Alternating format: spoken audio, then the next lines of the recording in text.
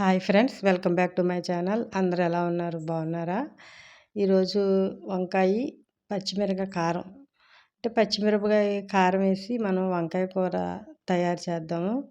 10 నిమిషాల్లో రెడీ అయిపోద్ది friends. Video మొత్తం చూడండి, ఎక్కడ స్కిప్ చేయకుండానా. మన ఛానల్ని సపోర్ట్ చేయండి, లైక్ చేయండి, సబ్స్క్రైబ్ చేయండి ఫ్రెండ్స్. ఇంకా మంచి మంచి వీడియోస్ మీ ముందుకు వస్తాయి ఎదురెదురా. ఇది వంకాయలు మనం పావు కేజీ అయినా అర కేజీ అయినా, నేనైతే ఒక పావు కేజీ వంకాయలు తీసుకున్నాను. దాంట్లోకి ఒక 5 పచ్చిమిరపకాయలు తీసుకున్నా, కొత్తిమీర తీసుకున్నా, ఎల్లుల్లిపాయలు, అల్లము ఇవన్నీ తీసుకొని ముందు మనకి కొత్తిమీర, పచ్చిమిరపకాయ, అల్లము, వెల్లుల్లిపాయ ఇవన్నీ కచ్చాపచ్చగా గ్రైండ్ చేసుకోవాలి లైట్గాన. మరి మెత్త పేస్ట్ కాకుండా కొద్దిగా పేస్ట్ చేసుకొని పక్కన పెట్టుకోవాలి. అది ప్రాసెస్ ముందు. తర్వాత వంకాయ ముక్కలన్నీ కోసుకొని మనం పక్కన పెట్టుకోవాలి. దానికి నేను 2 ఉల్లిపాయలు తీసుకున్నాను. మరీ ఎక్కువైతే బాగోదు కాబట్టి.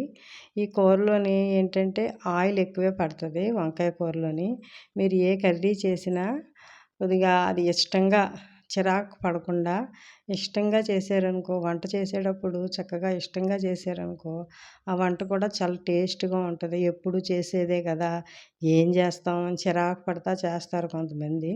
అలా కాదు, వంట చేసేటప్పుడు కొద్దిగా ఇష్టంగా మీకు నచ్చినట్టు ఉండి అలా వంట చేసుకుంటే అది కూడా చాలా టేస్ట్గా ఉంటుంది.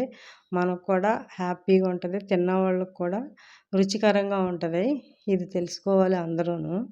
ఆయిల్ వేసుకున్నాక పోపు వేసుకున్నాను. నేనైతే మినప్పప్పు వేసాను.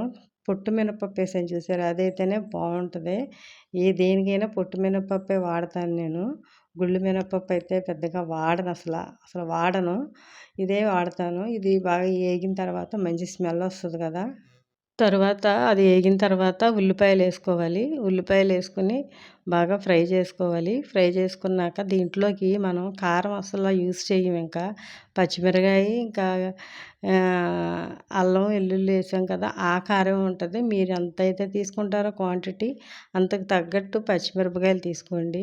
ఎలాగో పోపులో ఎండుమిరపకాయ వేస్తాం కదా, అది ఇది కారం బాగుంటుంది.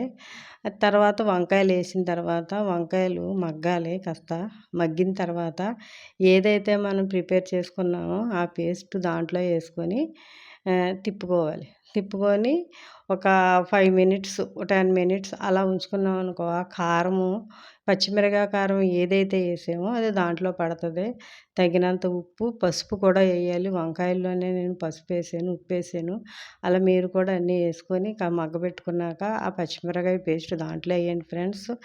ఇది పొద్దున్నే బాక్సులు, పిల్లలకి బాక్స్ పెట్టడానికైనా, లేకపోతే మీరు ఎక్కడికైనా బయటికి వెళ్తున్నప్పుడు గబగబా వంట అయిపోయిన 10 నిమిషాలు ట్రై చేసి చూడండి. 10 నిమిషాల కంటే టైం ఎక్కువే పట్టదు.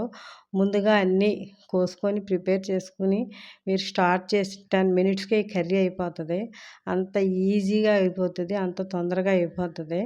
తర్వాత మూత తీసి చూసుకుంటే ఉప్పు ఎంత సరిపోయింది లేదు అనేది మనకు చాలా బాగుంటుంది. దీంట్లోకి గ్రేవీలానే ఉంది, ఫ్రైలాగా మీకు కావాలంటే ఉల్లిపాయ అసలు వేసుకోకండి. నేనైతే కొద్దిగా గ్రేవీ కావాలని ఉల్లిపాయ వేసాను. Thank you for watching. Like చేయండి ఫ్రెండ్స్.